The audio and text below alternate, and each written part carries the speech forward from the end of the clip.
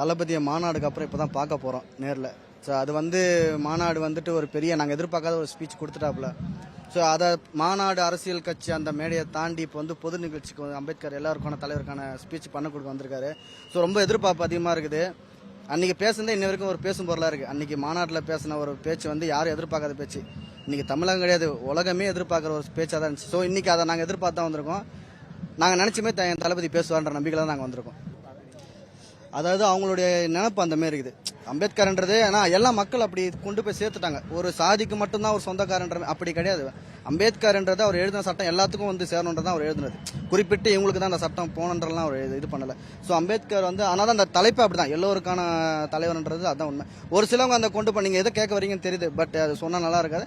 ஆனால் எதை கொண்டு போகும்போது நம்ம எல்லாருக்கான தலைவர் போது அதில் எங்கள் தளபதியோட பங்கு அதிகமாக இருக்குதுன்றது எங்களுக்கு பெருமையாக இருக்குது. மற்றபடி சாதி அம்பேத்கர் இவருக்கு தான் சொந்தம், இவங்களுக்கெல்லாம் சொந்தங்க. அம்பேத்கர்ன்றது வந்து எல்லாருக்கும் சொந்தமான ஒருத்தர். அவர் எழுதின சட்டம் எல்லாருக்கும் பொதுவானது தான். அது நாங்களும் அதே எதிர்பார்த்துட்டு தான் இருக்கோம். அவர் என்ன பேச போறாரு. ஸோ நீங்க சொன்ன போல அது தாண்டி ஒரு டேட்டு ஃபிக்ஸ் பண்ணாங்க.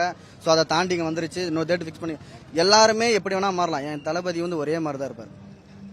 நீங்க வந்து இன்னைக்கு நான் வரேன் நாளைக்கு வரலன்னுவாங்க. அவங்க பின்னாடி பேசுறாங்க இவங்க வரக்கூடாதுன்னு சொன்னாங்க. அதெல்லாம் நம்ம தளபதி சொன்ன வாக்க சரியா காப்பாற்றுவார். அதனால தான் ஒரு பின்னாடி இவ்வளோ படைகள் இருக்கு. நீங்கள் சும்மா அந்த கேமரா திருப்பி பார்த்தீங்கன்னா இருக்கிற கூட்டம்லாம் சும்மா கிடையாது.